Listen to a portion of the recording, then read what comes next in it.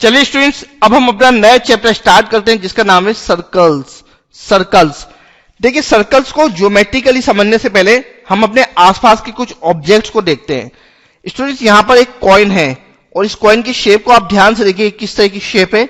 ये सर्कल की शेप है। इसी तरह से ये कार का ये जो पहिया है स्टूडेंट्स, इसकी शेप किस तरह की है, सर्कल की शेप है। ये बैंगल्स, ये देखिए बैंगल्स को आप ध्यान से देखिए, किस तरह की शेप में है स्टूडेंट्स, ये सर्कल की शेप है। ये कार का ये जो स्टीयरिंग है, इसकी शेप भी किस तरह की है, सर्कल की शेप में है।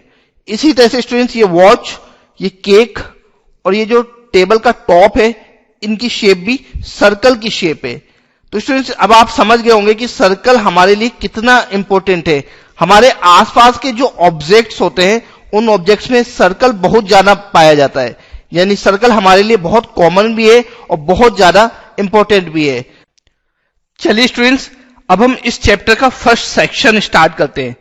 अपने फर्स्ट सेक्शन में हम ये देखेंगे कि ये सर्कल क्या होता है, इसे किस तरह से डिफाइन करते हैं और सर्कल से रिलेटेड टर्म्स क्या है। साथ ही इन टर्म्स की डेफिनेशन और उनकी प्रॉपर्टीज को भी हम देखेंगे। अब हम ये देखते हैं कि सर्कल की ज्योमेट्रिकल डेफिनेशन क्या होती है, यानी इस सर्कल को हम किस तरह से डिफाइन कर सकते हैं। तो स्टूडेंट्स, इसको समझने के लिए हमने एक पॉइंट लिया है O, और O से कुछ डिस्टेंस पर एक और पॉइंट है P1। अब हमने ये जो डिस्टेंस है OP1, इसे कांस्टेंट रखते हुए कुछ और पॉइंट्स लिए हैं। ये पॉइंट्स है P2, P3, P4, P5 और P6। स्टूडेंट्स, इन सभी पॉइंट्स की पॉइंट O के साथ जो डिस्टेंस है वो आपस में इक्वल है। यानी यहां पर हम कह सकते हैं OP1, OP2, OP3, OP4, OP5 और OP6, ये सारे डिस्टेंस आपस में इक्वल है। तो स्टूडेंट्स, किसी भी एक पॉइंट से कांस्टेंट डिस्टेंस पर जो पॉइंट्स होते हैं, उनके लोकस या उनके पाथ को ही हम सर्कल कहते हैं। यहां पर देखिए, point P1, P2, P3, P6 तक ये जो सारे पॉइंट्स हैं, इन सभी पॉइंट्स की पॉइंट O के साथ डिस्टेंस इक्वल है। और देखिए, इस इक्वल डिस्टेंस को मेंटेन करते हुए ये जो पाथ फॉलो कर रहे हैं, इस पाथ को ही हम कहेंगे सर्कल। यहां पर ये जो पाथ बन रहा है, ये पाथ है सर्कल, और इस पाथ पर आने वाले सारे पॉइंट इस सर्कल के ऊपर आ जाएंगे। तो चलिए अब हम सर्कल की ज्योमेट्रिकल डेफिनेशन देखते हैं। अ circle is the locus of a point which moves in a plane in such a way that its distance from a given fixed point in the plane is always constant. Students, यहां इस circle में जो centre पर point है, इसे हम कहते हैं सेंटर ऑफ द सर्कल। तो ये जो पॉइंट O है, ये कहलाएगा सेंटर ऑफ द सर्कल। और साथ ही सर्कल के किसी भी पॉइंट की इस सेंटर के साथ जो ये सीधी डिस्टेंस है, इस डिस्टेंस को हम कहते हैं रेडियस। तो देखिए यहां पर स्टूडेंट्स, OP1 ये क्या कहलाएगी, radius of the circle. OP2 ये भी क्या होगी, रेडियस ऑफ द सर्कल। इसी तरह से OP3, OP4 ये सारी डिस्टेंसेस जो है, ये होगी radius of the circle. Students, अभी हमने सर्कल की ज्योमेट्रिकल डेफिनेशन को देखा। चलिए अब हम सर्कल पर किसी पॉइंट की पोजीशन को उस सर्कल की रेडियस के साथ कंपेयर करेंगे। तो स्टूडेंट्स, हमारे पास एक सर्कल है जिसका सेंटर है O। इस सर्कल में हम 3 पॉइंट्स ले रहे हैं, पॉइंट P, पॉइंट Q और पॉइंट R। देखिए यहां पर पॉइंट P ये सर्कल के अंदर है, यानी इनसाइड द सर्कल है। पॉइंट Q ये सर्कल के बाहर है, यानी इसके आउटसाइड है। और पॉइंट R ये एग्जैक्टली ऑन द सर्कल है, इस सर्कल के ऊपर है। देखिए इन तीनों पॉइंट्स की सर्कल के सेंटर O से डिस्टेंस होगी OP, OQ और OR। स्टूडेंट्स, हम मान लेते हैं कि सर्कल की रेडियस है R। तो स्टूडेंट्स, किसी भी सर्कल में सर्कल के अंदर जो पॉइंट होता है, उसकी सर्कल के सेंटर से जो डिस्टेंस होती है, वो हमेशा रेडियस से कम होती है। यहां पे देखिए पॉइंट P ये सर्कल के अंदर पॉइंट है, इसलिए इसकी सेंटर के साथ डिस्टेंस OP ये लेस होगी रेडियस R से। तो यहां हम लिख सकते हैं, inside the circle distance of a point from centre is less than radius. तो देखिए यहां पर OP ये डिस्टेंस है सर्कल के अंदर के पॉइंट P की सर्कल के सेंटर O से। OP is less than R। OP is less than R। इसी तरह से स्टूडेंट्स, अगर कोई पॉइंट सर्कल के बाहर है तो इस पॉइंट की सर्कल के सेंटर से जो डिस्टेंस होगी वो इस सर्कल की रेडियस से बड़ी होगी। यहां पर देखिए पॉइंट Q ये सर्कल के आउटसाइड पॉइंट है, तो देखिए ये जो डिस्टेंस है OQ ये ग्रेटर होगी सर्कल की रेडियस R से। तो हम लिख सकते हैं outside the circle distance of a point from centre is greater then radius. तो देखिए पॉइंट Q की O के साथ डिस्टेंस OQ ये ग्रेटर होगी सर्कल की रेडियस R से। सो OQ is greater then R। Students हमारी थर्ड कंडीशन में पॉइंट सर्कल के एग्जैक्ट ऊपर था। यहां पर देखिए पॉइंट R ये सर्कल के ऊपर है, तो इस पॉइंट R की सर्कल के सेंटर O से जो डिस्टेंस है OR ये इक्वल होगी सर्कल की रेडियस R के। यानी किसी भी सर्कल के ऊपर जो पॉइंट होता है, सर्कल के ऊपर एग्जैक्ट पॉइंट जो होता है उसकी सर्कल के सेंटर से जो डिस्टेंस होती है वो सर्कल की रेडियस R के इक्वल होती है। चलिए हम लिख सकते हैं यहां पर on the circle distance of a point from center is equal to radius, so OR equal to radius R। Students इस चैप्टर में सर्कल से रिलेटेड काफी सारे टर्म्स यूज हुए हैं, जैसे रेडियस, कोर्स, डायमीटर्स एटसेट्रा। तो आगे बढ़ने से पहले चलिए हम इन टर्म्स का मीनिंग समझ लेते हैं, जिससे हम इनसे रिलेटेड क्वेश्चंस को इजीली सॉल्व कर पाएंगे। तो हमारा फर्स्ट टर्म है सर्कुलर रीजन या सर्कुलर डिस्क। तो देखिए स्टूडेंट्स ये समझने के लिए कि सर्कुलर रीजन या सर्कुलर डिस्क क्या होता है, हमने यहां पर एक सर्कल लिया हुआ है और ये सर्कल ऑरेंज कलर में फिल किया हुआ है। इसके साथ ही हमने 3 पॉइंट्स लिए हैं, पॉइंट A, B और C। स्टूडेंट्स हम यहां देख रहे हैं कि पॉइंट A ये इस सर्कल के अंदर है, पॉइंट B ये एग्जैक्ट सर्कल के ऊपर है और पॉइंट C ये इस सर्कल के बाहर है। तो स्टूडेंट्स किसी भी सर्कल और उसके अंदर का जो कवरिंग एरिया होता है उसे हम कहते हैं सर्कुलर रीजन या सर्कुलर डिस्क। तो यहां पर पॉइंट A और पॉइंट B ये दोनों पॉइंट सर्कुलर रीजन में है, या हम कह सकते हैं ये दोनों सर्कुलर डिस्क का एक पार्ट है, जबकि ये पॉइंट C ये इस सर्कुलर रीजन में नहीं है। तो किसी भी सर्कल और उसके अंदर का जो कवरिंग पार्ट होता है उसे हम कहते हैं सर्कुलर रीजन या सर्कुलर डिस्क। तो चलिए अब हम इसकी डेफिनेशन देखते हैं। The region consisting of all points lying inside and on the circle is called the circular region और सर्कुलर डिस्क।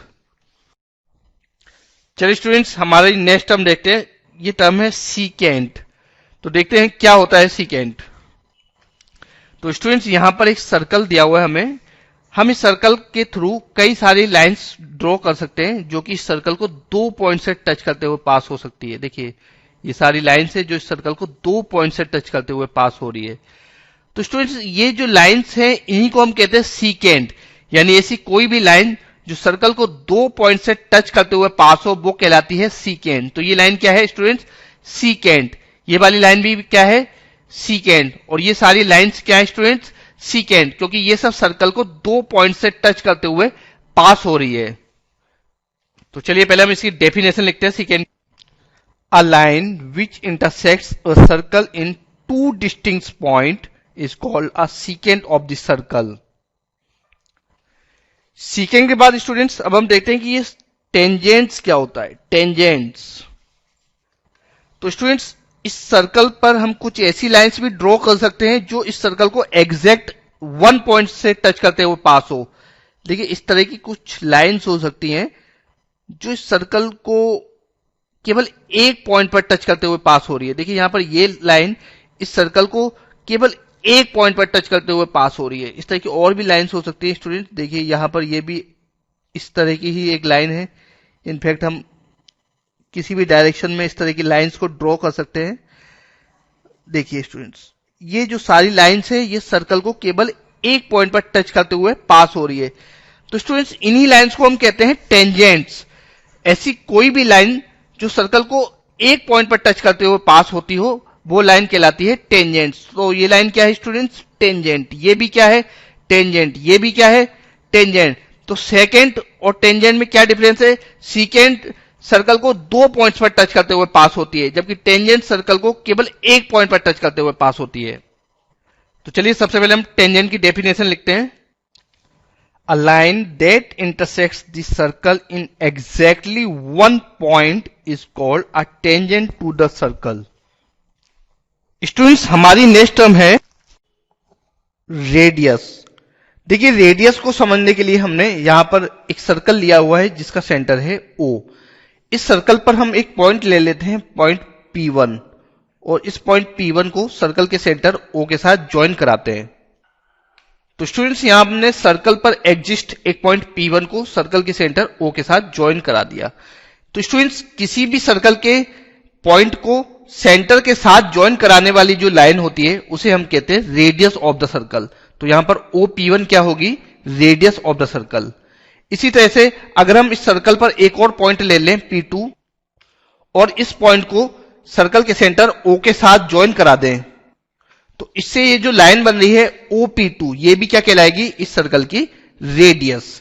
तो स्टूडेंट्स, किसी भी सर्कल पर इनफाइनाइट पॉइंट्स होते हैं और इन पॉइंट्स को सर्कल के सेंटर के साथ ज्वाइन कराने वाली लाइंस क्या कहलाती है? Radius of the circle. तो इस तरह से एक सर्कल में इनफाइनाइट रेडियस हम ड्रॉ कर सकते हैं। तो चलिए अब हम सर्कल की रेडियस की डेफिनेशन देखते हैं। A line segment joining the center and a point on the circle is called its radius. Students, अभी हमने सर्कल और उससे रिलेटेड कुछ टर्म्स के बारे में पढ़ा। चलिए अब हम कुछ इजी क्वेश्चंस के आंसर्स देते हैं जिससे हम उसे और अच्छे से समझ सकें। हमारा फर्स्ट क्वेश्चन है, all points lying inside and outside a circle are called dash points. तो स्टूडेंट्स, किसी भी सर्कल के अंदर और बाहर जो पॉइंट्स होते हैं उसे हम क्या कहते हैं? स्टूडेंट ध्यान दीजिए, अब इससे पहले हमने पढ़ा था सर्कुलर रीजन, जिसमें हमने पढ़ा था किसी भी सर्कल के अंदर यानी इसके इनसाइड जो पॉइंट्स होते हैं उसे हम कहते हैं इंटीरियर पॉइंट्स, और जो पॉइंट्स सर्कल के बाहर होते हैं उसे हम कहते हैं एक्सटीरियर पॉइंट्स। तो इसका आंसर होगा interior points and exterior points. Second part है, a point whose distance from the centre of a circle is greater than its radius lies in dash of the circle. तो students, कोई भी ऐसा point जिसकी circle के centre से जो distance है वो उसकी रेडियस से ज्यादा हो, वो कहां होगा? चलिए मैं आपको तीन ऑप्शन देता हूं, inside the circle, outside the circle और ऑन द सर्कल। तो स्टूडेंट्स, यहां पर सर्कल के साथ जो डिस्टेंस है, सर्कल के सेंटर की जो डिस्टेंस है उस पॉइंट की, वो रेडियस से ज्यादा है, इसलिए ऑब्वियसली ये पॉइंट सर्कल के बाहर होगा, यानी हमारा आंसर है आउटसाइड द सर्कल। हमारा थर्ड पार्ट है, a circle divides the plane on which it lies in dash parts. देखिए, कोई भी सर्कल किसी प्लेन को तीन पार्ट्स में डिवाइड करता है, inside the circle, outside the circle and on the circle, यानी सर्कल के बाहर का एरिया, सर्कल के अंदर का एरिया और एग्जैक्ट सर्कल वाला एरिया। तो हम यहां लिख सकते हैं थ्री पार्ट्स। हमारा नेक्स्ट क्वेश्चन है, a circle is a plane figure. तो ये ट्रू है या फॉल्स है? सोचिए स्टूडेंट, सोचिए, सर्कल प्लेन फिगर है या नहीं? तो देखिए, कोई भी सर्कल एक ही प्लेन पर बनाया जा सकता है, इसलिए ये एक प्लेन फिगर है। हमारा नेक्स्ट पार्ट है, line segment joining the centre to any point on the circle is a radius of the circle. तो सर्कल पर किसी भी पॉइंट को उस सर्कल के सेंटर के साथ ज्वाइन करने वाली जो लाइन होती है उसे हम कहते हैं रेडियस। तो ये तो ट्रू है स्टूडेंट्स, ट्रू। चलिए स्टूडेंट्स, अब हम नेक्स्ट क्वेश्चन देखते हैं। अब हम सर्कल के ऊपर बेस्ड एक सिंपल क्वेश्चन सॉल्व करते हैं। To circles with centre A and B intersect at C and D. Prove that angle ACB equal to angle ADB. तो देखिए, यहां पर स्टूडेंट दो सर्कल्स एक दूसरे को इंटरसेक्ट कर रहे हैं पॉइंट C और पॉइंट D पर, और इन सर्कल्स के सेंटर्स हैं A और B। तो देखिए, यहां पर A और B को ज्वाइन कराने वाली लाइन है AB, साथ ही AC AD और BC और BD को ज्वाइन कराया गया है, और हमें ये प्रूव करना है कि एंगल ACB यानी ये वाला जो एंगल है एंगल ACB इक्वल है एंगल ADB यानी इस एंगल के। तो देखिए, इन दोनों एंगल्स को इक्वल प्रूव करने के लिए हम ट्राइंगल ACB और ट्राइंगल ADB, इन दोनों ट्राइंगल्स को कॉन्ग्रुएंट प्रूव करेंगे। In triangle ACB and triangle ADB। देखिए, इन दोनों ट्राइंगल्स में AC इक्वल है AD के, बिकॉज ये दोनों इस सर्कल की रेडियस है। AC equal to AD। Radius of circle. इसी तरह से BC और BD ये दोनों एक ही सर्कल की रेडियस है, तो ये दोनों भी आपस में इक्वल होंगी। BC equal to BD radius. और स्टूडेंट्स AB लाइन दोनों ट्राइंगल्स में कॉमन है, यानी AB equal to AB common. तो स्टूडेंट ट्राइंगल ACB और ट्राइंगल ADB इसकी तीनों करस्पॉन्डिंग साइड्स आपस में इक्वल है, तो ये दोनों ट्राइंगल्स होंगे congruent triangle. Triangle ACB congruent to triangle ADB by side property. और स्टूडेंट्स इन दोनों कॉन्ग्रुएंट ट्राइंगल्स की करस्पॉन्डिंग पार्ट्स आपस में इक्वल होंगे, यानी एंगल ACB इक्वल होगा एंगल ADB के। So angle ACB equal to angle ADB by CPCT, और यही हमें प्रूव करना था। तो स्टूडेंट्स अभी हमने सर्कल से रिलेटेड कुछ डेफिनेशंस पढ़ी और उनके ऊपर बेस्ड कुछ क्वेश्चंस देखे। चलिए अब हम कुछ और डेफिनेशंस को देखते हैं और फिर इसके बाद हम उनके ऊपर बेस्ड क्वेश्चन सॉल्व करेंगे। स्टूडेंट्स हमारा नेक्स्ट टर्म है सरकमफ्रेंस। देखिए सरकमफ्रेंस को समझने के लिए हमने यहां पर एक सर्कल बनाया हुआ है, इस सर्कल पर एक पॉइंट लिया है P। स्टूडेंट्स अगर हम पॉइंट P से चलना स्टार्ट करें और इस सर्कल की इस बाउंड्री पे चलते चलते चलते वापस यहां पर ही पहुंच जाए, यानी वापस पॉइंट P पर आ जाए, तो हम ये जो डिस्टेंस कवर करेंगे, ये पूरी जो डिस्टेंस है, इस डिस्टेंस को ही हम कहते हैं सरकमफ्रेंस। आपने कई तरह की फिगर्स पढ़ी है, ट्राइंगल्स, क्वाड्रिलेटरल, तो इनकी जो साइड्स होती है उनका सम क्या कहलाता है? पेरीमीटर। तो आप कह सकते हैं कि सर्कल में जो पेरीमीटर होता है उसे ही हम सरकमफ्रेंस कहते हैं, यानी यहां पर हमने पेरीमीटर की जगह एक नई टर्मिनोलॉजी यूज की है, सरकमफ्रेंस। तो किसी भी सर्कल में इसकी जो बाउंड्री होती है, इसकी पूरी कंप्लीट लेंथ को ही हम कहते हैं सरकमफ्रेंस। अगर आप इसको नापना चाहें तो आप यहां पर एक थ्रेड या धागे का यूज कर सकते हैं। आप इस तरह का एक सर्कल बनाकर उसके धागे को इस तरह से इसकी बाउंड्री पर रखते हुए इसको आप कंप्लीट इसको एक बार कवर करें और फिर उस धागे की लेंथ को नाप लें, जिससे हमें इस सर्कल का सरकमफ्रेंस मालूम हो जाएगा।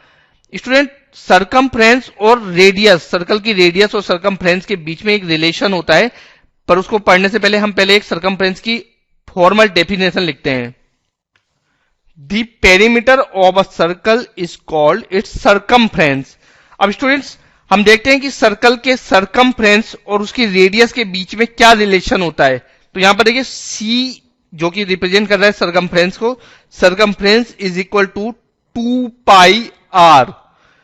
तो देखिए यहां पर circumference is equal to 2 pi radius. यहां पर पाई एक कांस्टेंट है जिसकी वैल्यू स्टूडेंट फिक्स होती है। जनरली हम अपने क्वेश्चंस में पाई की वैल्यू यूज करते हैं 22/7 या फिर 3.14। ये पाई की एक कॉमन वैल्यू होती है जिसे हम अपने जनरल क्वेश्चंस में यूज करेंगे। स्टूडेंट्स हमारी नेक्स्ट टर्म है कोड। तो देखिए ये कोड क्या होती है? देखिए किसी भी सर्कल में अगर हम इस सर्कल के दो पॉइंट्स को ज्वाइन करा दें, सर्कल के किन्हीं दो पॉइंट्स को ज्वाइन करा दें, तो जो ये लाइन ड्रॉ होगी इस लाइन को हम बोलेंगे कोड। देखिए आप इस सर्कल के किन्हीं दो पॉइंट्स को ज्वाइन करा सकते हैं। यहां पर हमने सर्कल के दो पॉइंट्स को ज्वाइन कराया है, तो ये लाइन क्या है? कोड। यहां पर देखिए ये भी क्या है? कोड। इस तरह की कितनी भी लाइंस हम ड्रॉ कर सकते हैं और ये सारी लाइंस क्या कहलाएंगी स्टूडेंट्स? कोड। देखिए इन कोड में से ही एक विशेष कोड है जो सर्कल के सेंटर के थ्रू पास हो रही है। देखिए इस सर्कल का सेंटर है, सेंटर O, और सर्कल के सेंटर के थ्रू पास हो रही है ये कोड। आप ये देख सकते हैं कि ये कोड इस सर्कल की सबसे बड़ी कोड है। ऐसी कोड जो सर्कल के सेंटर के थ्रू पास होती है वो सर्कल की सबसे बड़ी कोड होती है। तो इस कोड को हमने एक विशेष नाम भी दिया है, इसे हम कहते हैं डायमीटर। तो स्टूडेंट्स हम कह सकते हैं किसी भी सर्कल का डायमीटर होती है वो कोड जो सर्कल के सेंटर के थ्रू पास होती है। तो स्टूडेंट्स कोड क्या होता है? सर्कल के किन्हीं दो पॉइंट्स को ज्वाइन कराने वाली लाइंस को हम कहते हैं कोड। और डायमीटर क्या होता है? डायमीटर एक विशेष प्रकार की कोड होती है जो कि सर्कल के सेंटर के थ्रू पास होती है। सर्कल के सेंटर के थ्रू पास होने वाली कोड को ही हम क्या कहते हैं? डायमीटर। तो चलिए अब हम दोनों की डेफिनेशंस लिखते हैं। A chord of a circle is a line segment joining any 2 points on the circle. A diameter is a chord of a circle passing through the center of the circle. देखिए students, diameter और radius के बीच में एक relation होता है. यहां पर आप देख सकते हैं ये लाइन है डायमीटर. तो डायमीटर और रेडियस के बीच में क्या रिलेशन हो सकता है? देखिए अगर हम मान लें यहां पर पॉइंट है ए और पॉइंट है बी, तो ओ ए क्या है? रेडियस. क्योंकि देखिए सर्कल पर स्थित है ये पॉइंट ए और सेंटर पर है ओ, तो ये ओ ए क्या है? रेडियस. और ओ बी भी क्या है? रेडियस. तो यहां पर ये जो डायमीटर है ये दो रेडियस से मिलकर बना है, रेडियस ओ ए और रेडियस ओ बी. तो डायमीटर दो रेडियस से मिलकर बना है, इसलिए हम कह सकते हैं diameter is equal to 2 radius. तो स्टूडेंट्स यही तो रिलेशन होता है डायमीटर और रेडियस के बीच में. डायमीटर रेडियस का डबल होता है. तो आप लिख सकते हैं स्टूडेंट्स यहां पर diameter is equal to 2 multiply radius, यानी डायमीटर रेडियस का डबल होता है. तो स्टूडेंट्स अभी हमने सर्कल से रिलेटेड कुछ और टर्म्स को देखा. चलिए अब हम कुछ और इजी क्वेश्चन के आंसर देते हैं. The longest chord of a circle is a dash of the circle. तो स्टूडेंट्स किसी भी सर्कल की जो लॉन्गेस्ट कॉर्ड होती है वो क्या कहलाती है? स्टूडेंट्स किसी भी सर्कल की जो लॉन्गेस्ट कॉर्ड होती है वो उसके सेंटर्स के थ्रू पास होती है और उसे हम कहते हैं डायमीटर ऑफ द सर्कल. तो हमारे फर्स्ट क्वेश्चन का आंसर है डायमीटर ऑफ द सर्कल. हमारा सेकंड क्वेश्चन है diameter is a dash passing through a centre. तो स्टूडेंट्स डायमीटर को हम क्या कह सकते हैं? देखिए डायमीटर भी एक प्रकार की कोड ही है जो कि सर्कल के सेंटर के थ्रू पास होती है. तो हमारा आंसर है कोड ऑफ अ सर्कल. अब हमें ट्रू फॉल्स बताना है. A circle has only finite number of equal codes. देखिए किसी भी सर्कल में इक्वल कोड्स कितनी हो सकती हैं? देखिए ये जो इक्वल कोड्स होती हैं सर्कल में ये इनफाइनाइट होती है, यानी किसी भी सर्कल में इनफाइनाइट इक्वल कोड्स हो सकती हैं. तो इसका आंसर है फॉल्स. हमारा नेक्स्ट पार्ट है अ कोड of a circle which is twice as long as its radius is a diameter of a circle. तो देखिए यहां पर ये कह रहे हैं कि किसी भी सर्कल का जो कोड है जो कि रेडियस का डबल होता है उसे हम डायमीटर कहते हैं. तो ये स्टूडेंट बिल्कुल ट्रू है. हम जानते हैं कि डायमीटर रेडियस का डबल होता है और साथ ही डायमीटर सर्कल का एक कोड भी होता है, इसलिए ये ट्रू है. तो यहां स्टूडेंट्स हमने कुछ इजी क्वेश्चंस के आंसर दिए. चलिए स्टूडेंट्स अब हम नेक्स्ट क्वेश्चन देखते हैं. स्टूडेंट्स हमारे नेक्स्ट क्वेश्चन में हमें एक सर्कल गिवन है जिसकी डायमीटर है ए बी. ये डायमीटर ए बी कोड पी क्यू को बाइसेक्ट करती है. तो देखिए ए बी और पी क्यू का इंटरसेक्टिंग पॉइंट अगर पॉइंट ओ हो तो यहां पर पीओ इक्वल होगा क्यू ओ को. हमें प्रूव करना है कि पी क्यू इस सर्कल की डायमीटर भी है. तो देखिए पी क्यू को डायमीटर प्रूव करने के लिए हम ए बी और पी क्यू के इंटरसेक्टिंग पॉइंट ओ इसे सेंटर प्रूव करेंगे. इसके लिए हम प्रूव करेंगे कि ए ओ इक्वल है बी ओ के, जिससे ये दोनों रेडियस प्रूव हो जाएंगी और पॉइंट ओ सर्कल का सेंटर प्रूव हो जाएगा.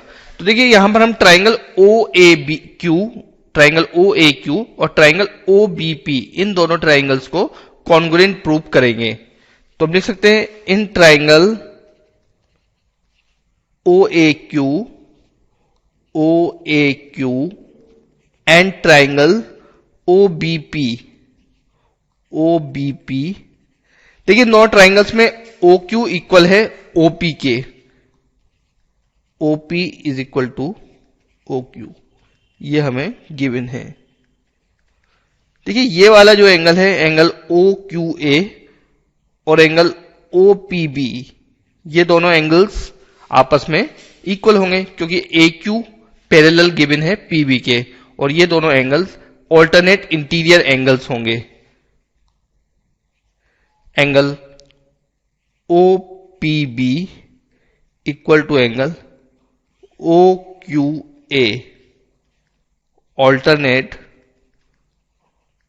Interior angles.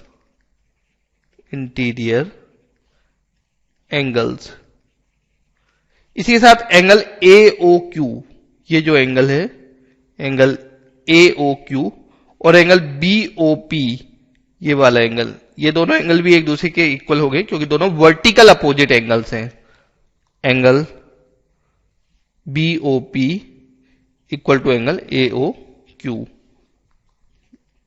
BOP equal to angle AOQ, vertically opposite angles. तो देखिए इन तीनों के बेस पे हम लिख सकते हैं triangle OAQ is congruent to triangle OBP, triangle OAQ is congruent to triangle OBP। तो देखिए ये दोनों ट्राइंगल्स कॉन्ग्रुएंट ट्राइंगल्स हैं, तो इनकी करस्पॉन्डिंग साइड्स आपस में इक्वल होगी, यानी OA इक्वल होगा OB के। So OA is equal to OB by CPCT। तो इसे प्रूव होता है कि पॉइंट O इस सर्कल का सेंटर है, यानी PQ ये लाइन इसकी डायमीटर है। So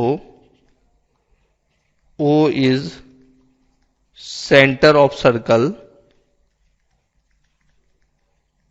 and PQ is diameter of circle, diameter of circle। यही हमें प्रूव करना था।